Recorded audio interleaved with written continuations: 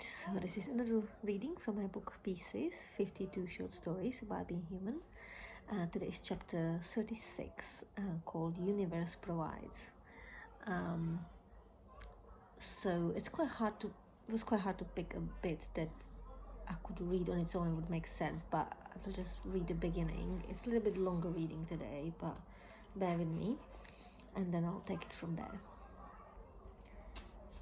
So, after years of struggling with the concept of God, universe, and prayer, with the ask and you shall receive process and anything that has to do with faith-based abundance, in the end, through many books, teachers, observations, and experience, this is my understanding of how it all works. I recommend to treat the universe like a man, if you're a woman. Ask and let go. The universe, God, heard you. It loves you and wants to give you everything you desire. Nagging, lack of faith, and impatience lowers the vibe. If someone keeps nagging you, do you feel like being loving and giving to them? Ask and trust the universe will deliver in the best possible timing. Don't be the toddler making a scene in the shop because your dad does not want to buy you a certain toy. He watches you with amusement because the toy is already at home, waiting for you. It was there before you even asked, but your dad was simply waiting for the best moment, a moment when you truly appreciate it, when it feels like a miracle. If you're a man, you are in your power when you plan, when you do. The universe is like a woman, like the warmth of the earth, waiting for your seed to grow it into its fullest magnificence. Although you have to look after it, water it, the universe will provide essentials you cannot. As long as you maintain your faith in your seed, watch over it, and tend to it, the universe will deliver with the perfect timing. If you go around stomping your feet and keep planting seeds everywhere because you pronounce them all failures when they don't grow the moment you plant them, or you take zero action to create the best possible environment for them to grow, like seeking advice from experts on growing this particular seed, providing it with the most appropriate plant food, and so on, you'll never give the universe a chance to give you what you want. If you don't feel it is worth it to put some effort in it, why would you expect the universe to do so?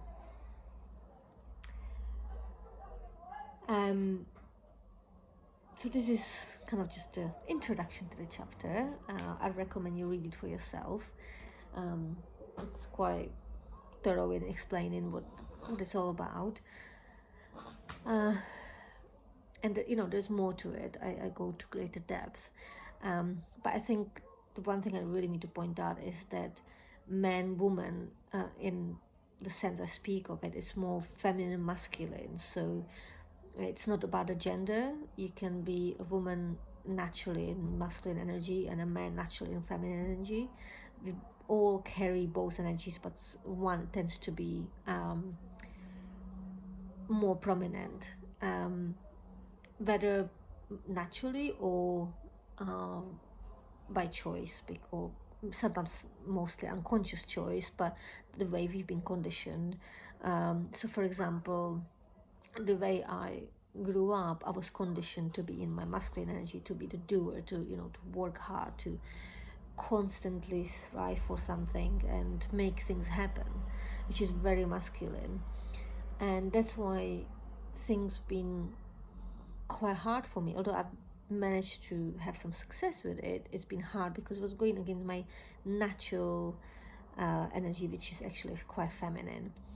And I've had to do a lot of work on myself through therapy and mindfulness and some coaching and meditation and all sorts, and some also treatments like Reiki and homeopathy to get my feminine energy back to its strength where it's meant to be, and the kind of flow, so it all feels much more natural.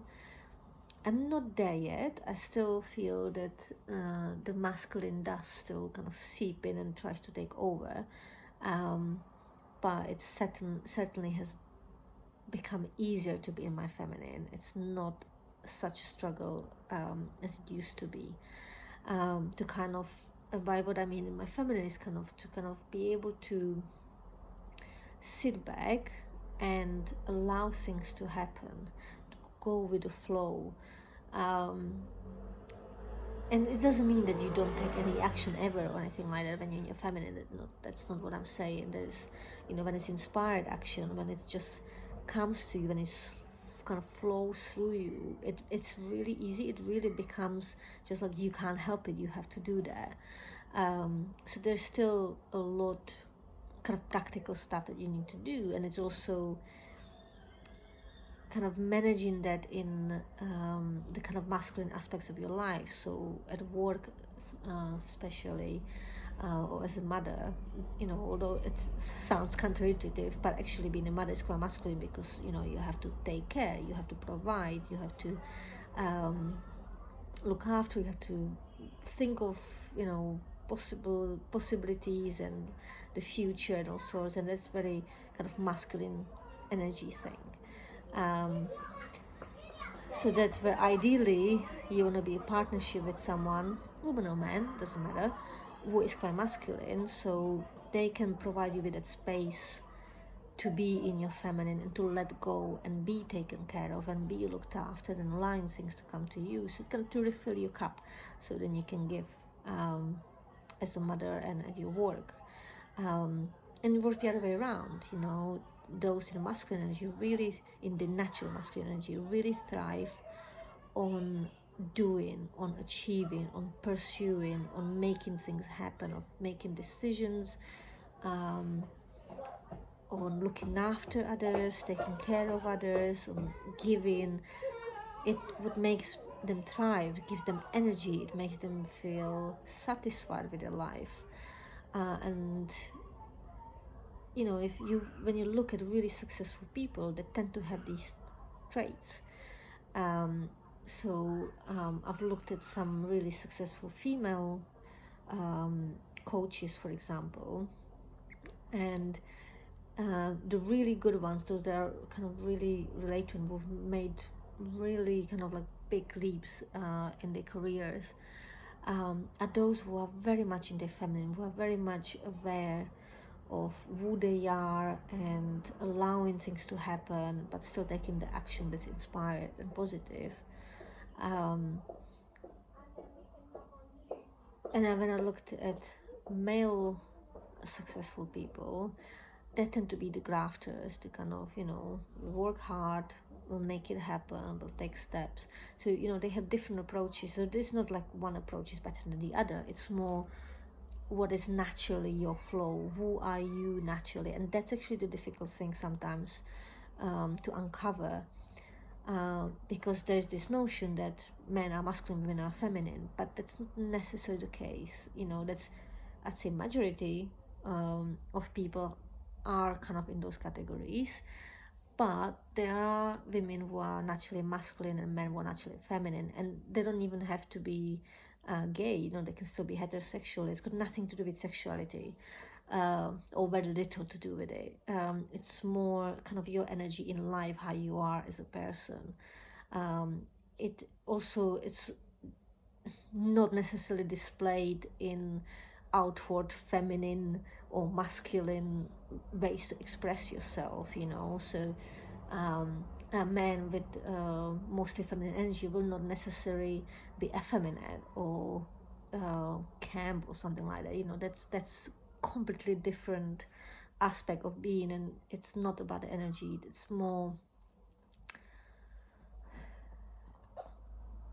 it's about how your life works. So is doing and giving and striving for sucking your energy out, or is it giving you energy?